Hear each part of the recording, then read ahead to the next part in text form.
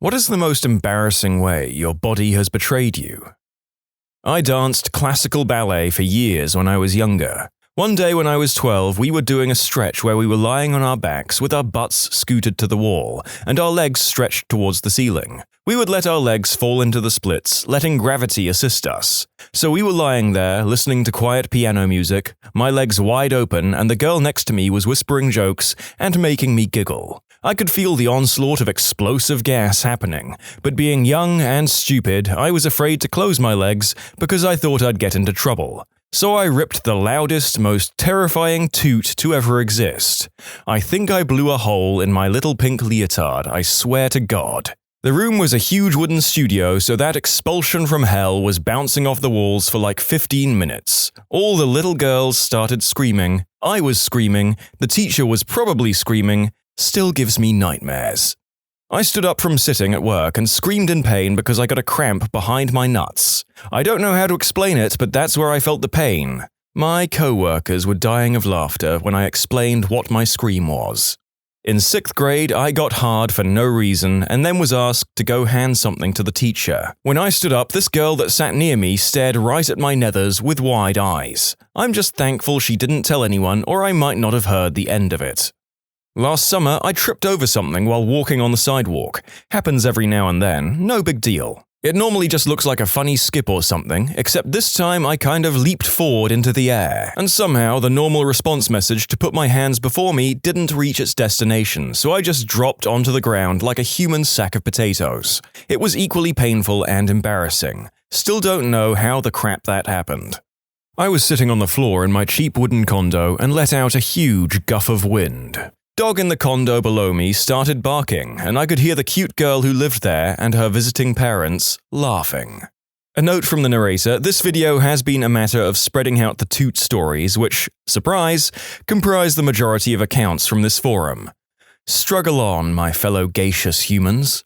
One time I was really sick. So I went to throw up in the toilet, and as I started throwing up, I simultaneously started pooping myself as well. Once you start throwing up, you can't exactly stop until you're done. So I just kept throwing up while crapping myself for the smelliest, most uncomfortable 5 minutes or so of my life. Ever since I stopped being able to throw up like a normal person, I'm always scared I'll crap myself, so I sit on the toilet bending over a bucket, even though it's harder to throw up that way. Well, I hope you guys enjoyed this trip down memory lane as much as I did. When I was in high school, by starting a period without any of the usual symptoms and leaving a bloody puddle on the chair and huge stains on my jeans. This happened to me, and a boy I had a crush on told me about it because I didn't realize. He asked me to go to the bathroom, he went to the admin office, got me a pair of track pants we used for PE, brought it to the bathroom, and got them to clean up the chair. Never told anyone that I know of. I was way too scared and embarrassed to ask him out or ever really talk to him again.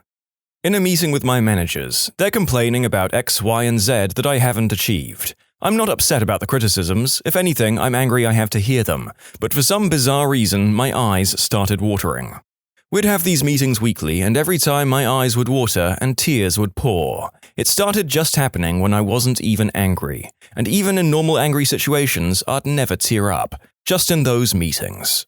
When I was 12, my best friend and I were hanging out in front of my apartment complex on the front step with two guys that we were super interested in. I was sitting on the top step with my bestie, and the two guys were goofing off farther down the steps and making us laugh. Well, I started laughing. So hard, in fact, that during one of those laughs where you're laughing so hard you're no longer making any noise, where you've basically lost control of it and can't stop, I started tooting really loudly. Even though I was mortified, I could not stop laughing and laughed harder, and then I started peeing my pants. I couldn't stop.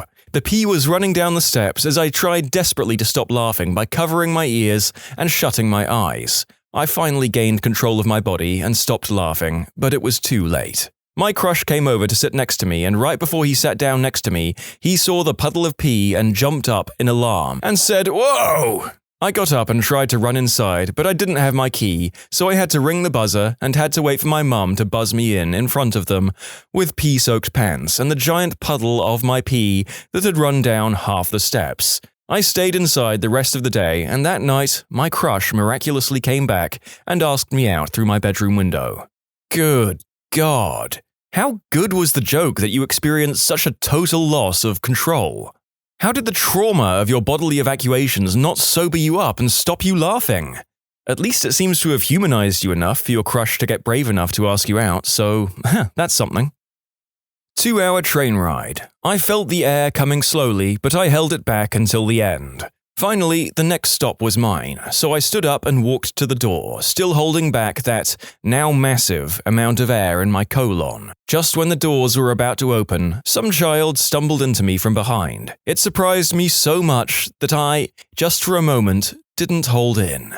The result was the loudest, most disgusting butt blast you could ever imagine. I never left the train station faster in my entire life.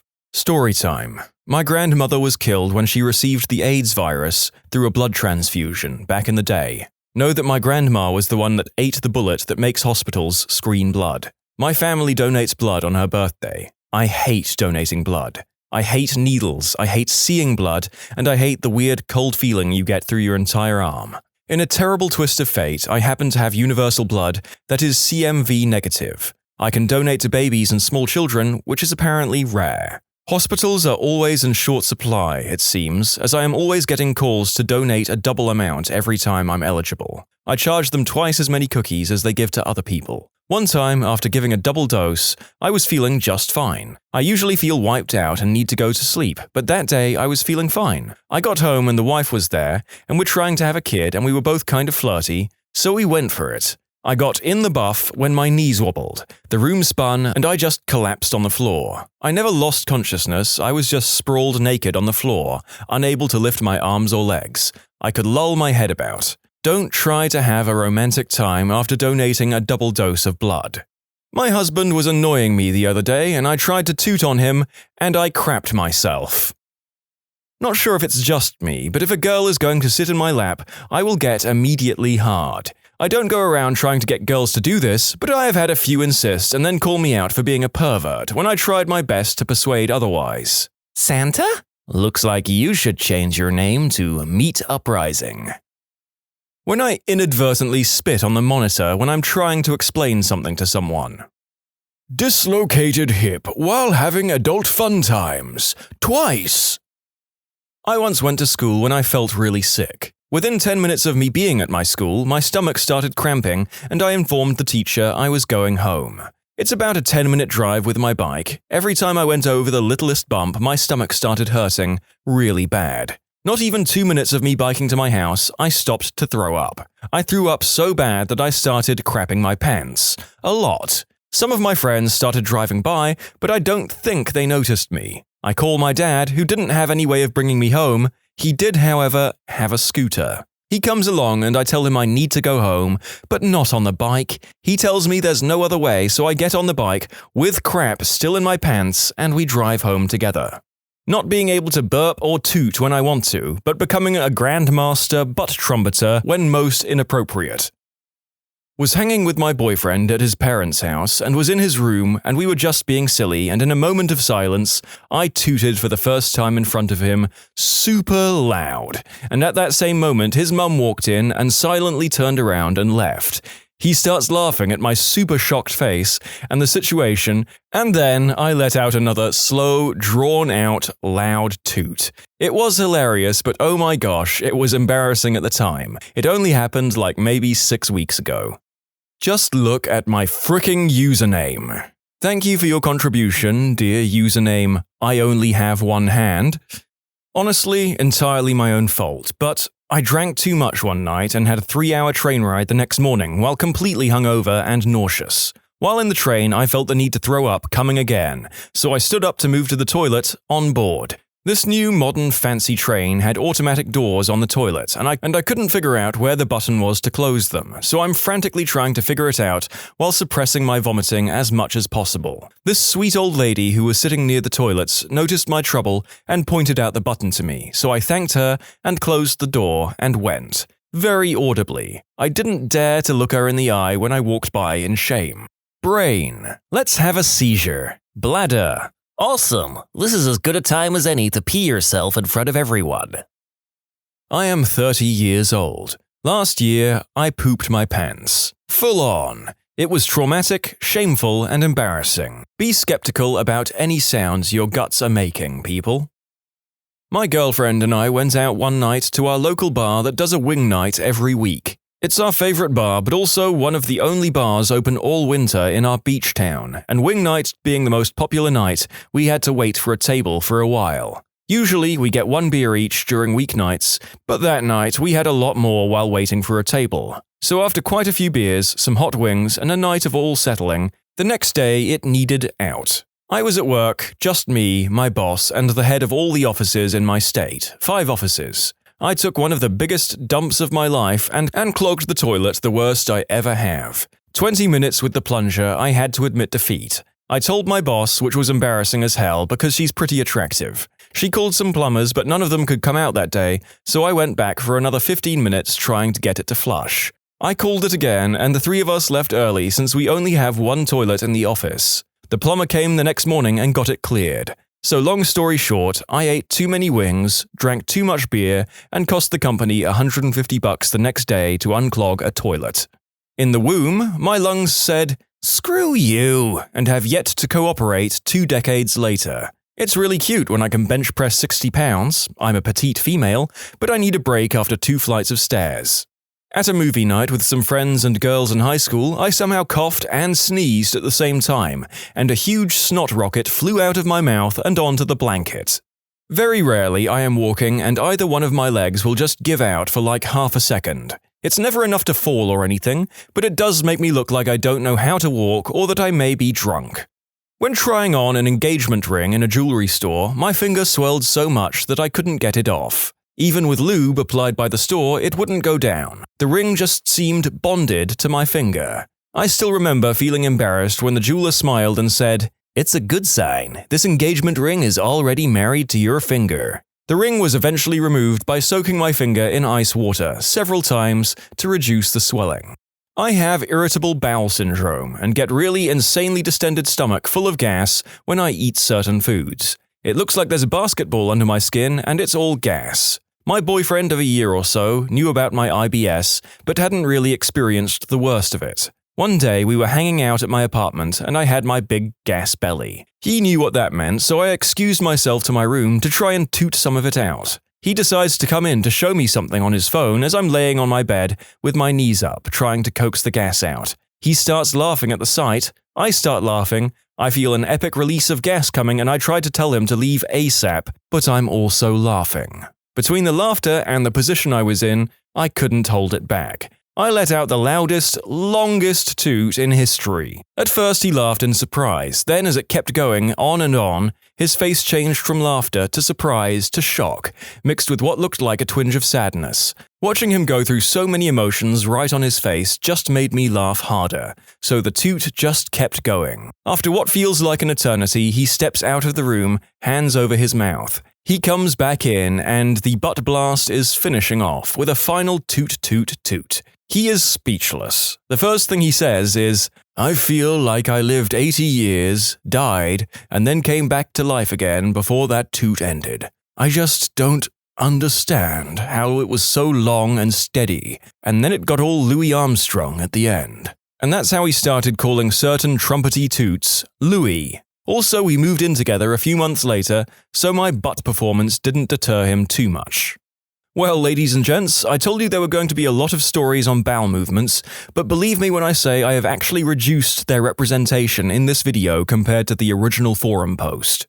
Was on holiday in Fiji a few years back with the missus. We were playing rugby with some younger kids down the beach, and I wasn't feeling the freshest from a few to too many tequilas the night before. Wearing nothing but sports shorts, I got past the ball, partially crapped myself/sharted, and then hit legs, like it was a race between me getting back to the room before it made its way completely down the back of my legs. Grabbed the room key from the chair our things were on, dropped the shorts, and ditched them midway up to the room, up the stairs and down the straight for what felt like a effing lifetime. One trying to secure my privates, while the other held the room key for dear life. All while politely saying "bula" as I ran past everyone, somewhat covered in my own poop. Had a killer metabolism until 27. After that, I grew a belly even though my diet didn't change. I actually ate pretty healthy, and didn't drink alcohol, sober for 8 years, and exercised pretty regularly. I can blame my dad's genes for that, even though my mum's side of the family is as skinny as a rail.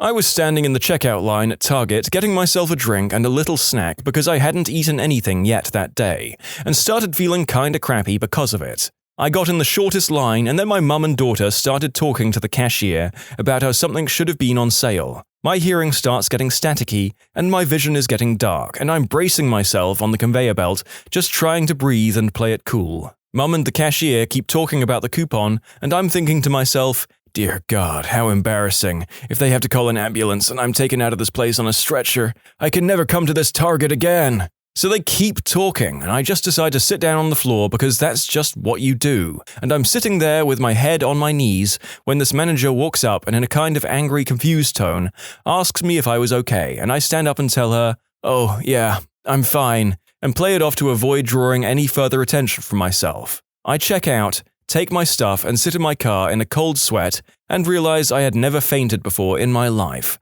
and that I can never go to that Target again. On the bus, 2 hot girls in front of me, I fell asleep and woke myself up with a really loud moan that sounded like, didn't get laid. I didn't know what healthy eating was and ate as much as I could when I was a teenager. Now I have huge stretch marks for life. I can't go shirtless without feeling embarrassed. Dude, nobody on the planet, male or female, thinks stretch marks are horrible or unattractive. I speak for all of us when I say most of us don't notice, and the ones who do notice don't care at all. Getting whiskey wee-wee when hooking up with a smoking hot girl I knew. Had testicular torsion in the middle of performing a one-act play. Worst night ever. I coughed at work, which made my butt constrict, which tore open a hemorrhoid, which proceeded to soak blood through my pants. Had to leave work early that day. Friends, exploded butt isn't fun. Every time I get nervous or am in a bad and serious situation, I smile. Was working out at the gym a couple of years ago and decided to go do wind sprints on the basketball court. The basketball court is actually 4 courts lined up side by side with a walking and running track on the second floor looking down on it. This particular morning, the track was busy. After doing a couple of sprints, I noticed a basketball lying about 1/4 of the way down the court. So I, being all cool and stuff, started another sprint and bent down to grab the ball so I could scoop it up, dribble, and do a layup on the way down the court. My middle-aged, dumb self sprinted down the court, bent down and grabbed the ball, but was unable to correct to a standing position, so my momentum carried me to the ground where I slid on my stomach for what seemed like an eternity in front of all these people on the track above. To my credit, I got up and finished the layup. Middle age ain't fun, kids. Being pregnant and peeing myself a little every time I sneeze.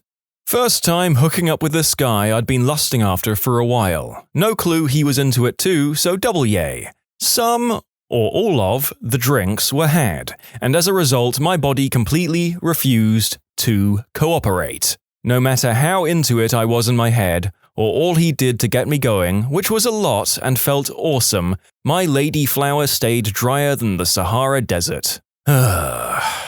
Late in my pregnancy, my body began producing a lot of relaxin, so my hips would constantly fall out of place. If I sat crisscross applesauce too long or sat with my hips below my knees for too long, I couldn't get up or walk for several minutes without help. So imagine my fury when I'm sitting on the couch eating some ice cream and my husband rips the foulest butt gas known to man and I can't effing escape. By growing a lump in my right testicle. Now I've had 3 strangers, read doctors, touch my nuts in the past 5 days, and I can still smell the lube from the ultrasound. Surgery is scheduled in 2 days to get the testicle removed. It's not ideal, but it's better than the alternative. I have to say the most embarrassing part is bringing it up to family, friends, and co-workers to keep them in the loop. I assure you no one wants to talk about your balls, especially removing one. My own father clams up and hasn't reacted at all like I thought he would. I go back and forth between being incredibly transparent and then shy or ashamed. Touch your bits, everyone. It could save your life. I believe either grade 4 or 5 it was my turn to present my space poster I made up. After a minute of talking about what I've done and learned, I unleash an ungodly sneeze. Wasn't a little boy, "Achoo!" This bad boy was something a grown dad would do. This sneeze has me standing in front of my class with 2 massive streaks of snot dangling out each nostril hanging by my chin. I'm very prone to nosebleeds that range from paper cut amounts of blood to full-blown severed artery amount. Typically, they come along randomly during the early parts of November when heating units are turned on and the air is especially dry. Anywho, I wait tables for a living at a fancy restaurant, so this can be an especially problematic few weeks as they can pop up randomly while chatting with a table. One night, I had a couple in from out of town who declined drinks because they were so hungover from the night before. I mentioned that I was also having a rough day from the previous night, and we shared an empathetic laugh with each other. My nose then started to bleed rather badly, resulting in the table thinking their server was a heavy user of white powder. When you subscribe, make sure to hit the bell to turn on notifications. Put the playlist on in the background to finish listening to all the stories, linked at the top of the description. And if you like Am I the Genius, give Am I the Jerk a shot, linked in the description too. Either way, thanks a lot for watching, and we'll see you guys next time.